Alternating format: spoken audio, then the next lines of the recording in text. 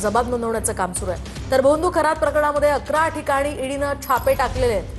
भोंदू खरात प्रकरणात 11 ठिकाणी ईडीनं छापे टाकलेले आहेत। खरातचं कार्यालय यासह काही जमिनी आहेत त्या ठिकाणी ईडीनं आता छापेमारी केलेली आहे। त्यामुळे एसआयटी आणि ईडी अशी संयुक्तरित्या ही कारवाई केली जाते।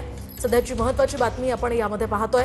भोंदू खरात प्रकरणामध्ये 11 ठिकाणी ईडीनं छापे टाकले। त्यामध्ये त्याचं नाशिकमधलं कार्यालय असेल किंवा इतर ठिकाणी ज्या ठिकाणी खरातनं जमिनी घेऊन ठेवलेल्या होत्या किंवा अनेक त्याचे प्रॉपर्टीज आहेत त्या ठिकाणी ईडीनं छापे टाकलेले आहेत आणि त्या संदर्भात आता चौकशी सुरू आहे। अधिकची माहिती आपण जाणून घेऊयात आमचे प्रतिनिधी कृष्णा सोनार वाडकर यांच्याकडून। कृष्णा, काय सांगाल? ईडीनं 11 ठिकाणी भोंदू खरात प्रकरणात छापे टाकल्याचं कळतंय।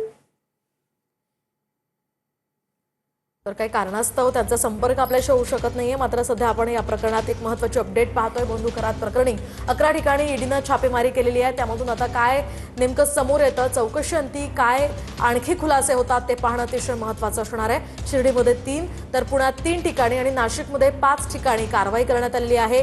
एकूण 11 ठिकाणी ईडीनं छापे टाकलेले आहेत। या संदर्भात पुन्हा एकदा जाऊयात आमचे प्रतिनिधी कृष्णा सोनार वाडकर यांच्याकडे। कृष्णा, काय सांगाल? ईडीनं या ठिकाणी आता भोंदू खरात प्रकरणात छापेमारी केल्याचं कळतंय।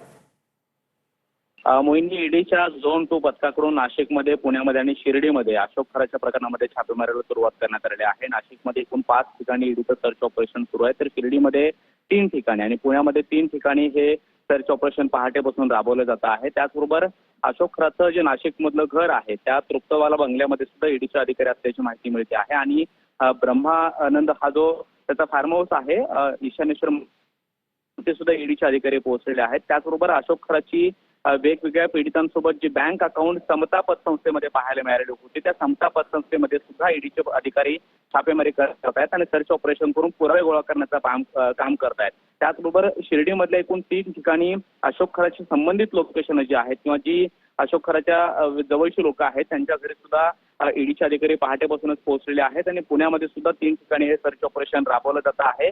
ईडीने काही दिवसापूर्वीच नाशिक पोलिसांनी दाखल केलेल्या गुन्ह्याच्या आधारावरती मनी लॉन्ड्रिंगचा गुन्हा अशोक खरावरती दाखल केलेला होता आणि आता ईडी ऍक्शन मोडमध्ये आलेली आहे। अशोक खराच्या प्रकरणामध्ये एकूण 11 ठिकाणी ईडी सर्च ऑपरेशन पहाटेपासून राबवते। दिवसभरामध्ये हे सर्च ऑपरेशन चालेल, छापेमारी चालेल आणि त्यानंतर पुरावे गोळा करून अशोक खराच्या विरोधामध्ये मनी लॉन्ड्रिंग कशा पद्धतीने ते केलेली आहे या संदर्भातले सर्व पुरावे जमा करून त्याच्यावरमध्ये ही केस जी आहे ती कशा पद्धतीने कोर्टामध्ये स्ट्रॉंग बनवता येईल यासाठी ईडीचे अधिकारी प्रयत्न करताना पाहायला मिळत आहेत। मात्र आता ईडीच्या अधिकाऱ्यांकडून सूत्रांकडून जी माहिती मिळते आहे त्यानुसार नाशिकमधल्या 5 ठिकाणी सर्च ऑपरेशन सुरू आहे, ज्यामध्ये अशोक खराचं घर, त्याचबरोबर त्याचं कार्यालय आणि समता पतसंस्था हे सुद्धा लोकेशन त्याच्यामध्ये असल्याची माहिती मिळते आहे। तर शिर्डीमध्ये 3 आणि पुण्यामधल्या 3 ठिकाणी ईडीचे अधिकारी सर्च ऑपरेशन करत आहेत। त्यामुळे दिवसभरामध्ये हे सर्च ऑपरेशन चालू राहण्याची शक्यता आहे आणि अशोक खरावंना कुठले पैसे कुठे वळवलेले आहेत किंवा प्रोसिड ऑफ क्राईम नेमकं काय आहे, मनी लॉन्ड्रिंगच्या माध्यमातून जो पैसा त्याने इकडे तिकडे वळवला आहे,